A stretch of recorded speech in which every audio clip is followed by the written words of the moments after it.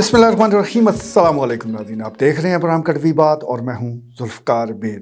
नाज़रीन, हुकूमत का ये दावा है कि महंगाई में बतदरीज कमी हो रही है। जुज़वी तौर पर यह दावा दुरुस्त भी है लेकिन मुकम्मल सच नहीं है। बहुत सी ऐसी चीज़ें हैं कि जिनकी कीमतों में बड़ी खामोशी के साथ इजाफ़ा हो चुका है या किया जा रहा है और इस तरफ शायद हुकूमत की तवज्जो नहीं है। अद्वियात को ही ले लेते हैं, जान बचाने वाली अद्वियात हो या वैसे रोज़मर्रा की इस्तेमाल की अद्वियात हो, तो सब की कीमतों में 30% से लेकर 300% तक इजाफ़ा हो चुका है और बड़ी खामोशी के साथ ये इजाफ़ा किया गया है।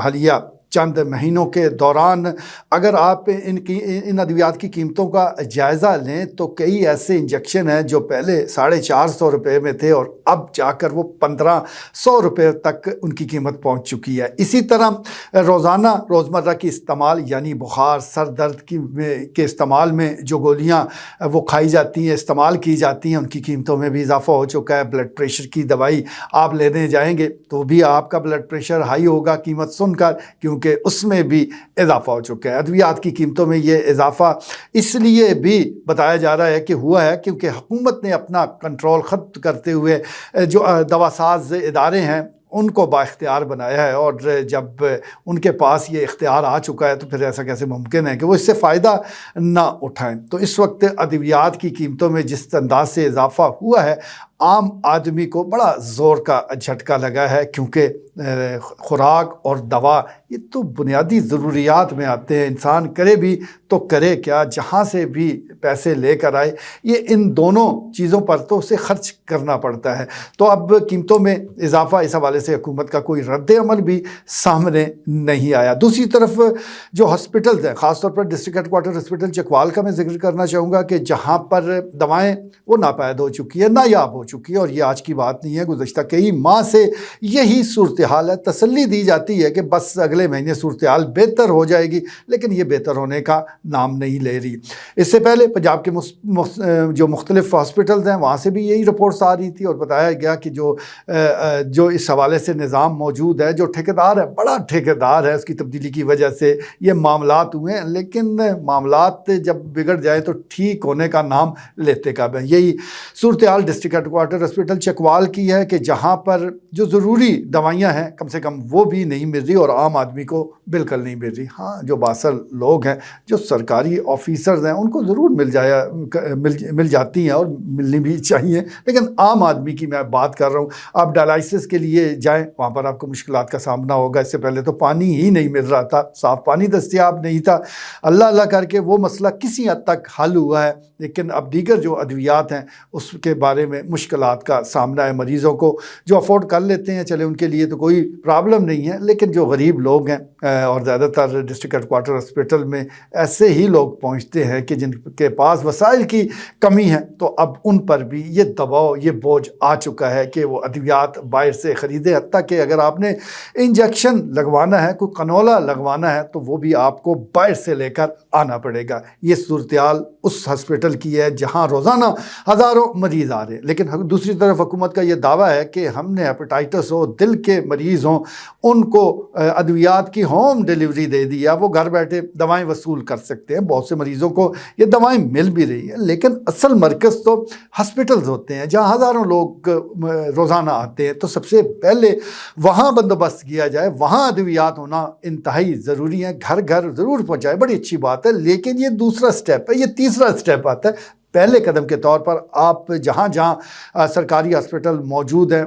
वहाँ पर अद्वियात को यकीनी बनाएं। अद्वियात के हवाले से सूरत हाल हमने आपको बता दी है कि इनकी कीमतों में किस अंदाज से और कितनी खामोशी के साथ इजाफा किया गया है। दूसरी एक और फील्ड भी है, यानी मोबाइल कंपनीज।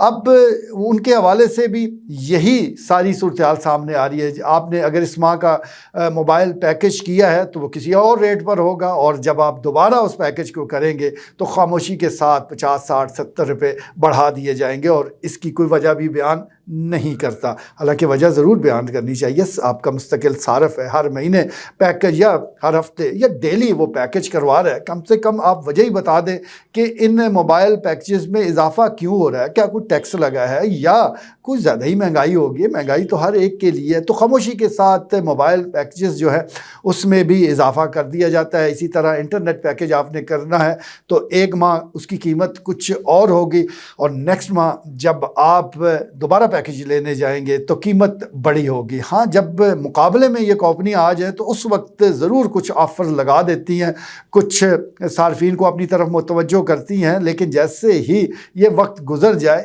یا صورتحال آپس میں بات چیت کے ذریعے طے کر لی جائے تو پھر موبائل کے پیکجز کی قیمتوں میں اچانک جو ہے وہ اضافہ ہونا شروع ہو جاتا ہے۔ تو یہ ساری صورتحال ہے۔ یہ دو تو صرف میں نے آپ کو مثالیں دی ہیں، مثالیں تو بے شمار ہیں، بلکہ ابھی تو رمضان کی آمد ہے، رمضان ذرا شروع ہونے دیں اور پھر دیکھیں کہ قیمتیں جو ہیں وہ کس طرح جمپ لگاتی ہیں۔ آج اگر لیمبو 200 روپے بک رہا ہے، گرمی میں تھوڑا سا اضافہ ہوا تو پھر دیکھیے گا کہ لیمبو کی قیمت کدھر جاتی ہے۔ اسی طرح اور جو سبزیاں ہیں، ویسے سبزیوں کے ریٹ نسبتاً کم ہیں، لیکن دیکھتے ہیں کہ یہ کتنے دن وہ کم رہتے ہیں اور کیا صورتحال ہوتی ہے۔ جہاں تک ادویات کا تعلق ہے تو ادویات کی طرف حکومت کو ضرور توجہ دینی چاہیے، یہ اہم معاملہ ہے۔ اس کی جو قیمتیں ہیں اس میں اضافہ ہرگز نہیں ہونا چاہیے۔ لوگوں کے حالات برے ہیں، یقین جانیے لوگ بڑی مشکل کا شکار ہیں۔ مہنگائی جتنی بھی ہو جائے وہ اثر نہیں رکھتی کہ اگر آپ کے جو ذرائع آمدن ہے وہ بڑھتے رہے، کاروبار کا پہیہ چلتا رہے، آپ کی دکان چل رہی ہے تو آپ کو مہنگائی محسوس نہیں ہوتی۔ مہنگائی کی لہر صرف پاکستان نہیں، اس نے کرونا کے بعد دنیا بھر کو متاثر کیا، لیکن تمام جو مستحکم ریاستیں ہیں جہاں حکومت جو ہے وہ واقعی ہی حکومت ہے، عوام کی ہمدرد حکومت ہے، تو انہوں نے صورتحال کو سنبھالا اور انہوں نے کاروبار کا پہیہ، معیشت کا پہیہ رکنے نہیں دیا۔ یہی وجہ ہے کہ مہنگائی ہونے کے باوجود وہ ملک، وہ عوام اب بھی خوشحال ہے، اور ہمارا معاملہ یہ ہے کہ مہنگائی کو روک کر بھی ہم بدحال ہیں، اور اس کی بنیادی وجہ صرف اور صرف یہی ہے کہ لوگوں کا جو کاروبار ہے وہ نہیں چل پا رہا۔ لوگوں کی دکانداری اتنی ہوتی ہے کہ بامشکل اخراجات نکلتے ہیں۔ جب تک لوگ پیسہ نہیں نکالیں گے، جب تک عوام دوست پالیسیاں نہیں ہوں گی، جب تک معیشت کا پہیہ نہیں چلے گا تو مہنگائی کے جو اعداد و شمار ہے اس میں بھلے آپ کمی ظاہر کر دیں، لوگوں کی استطاعت جو ہے وہی نہیں ہونی۔ چاہے چیز آپ 10 روپے کی وہ کر دیں، لیکن جب 10 روپے ہی جیب میں نہیں ہوں گے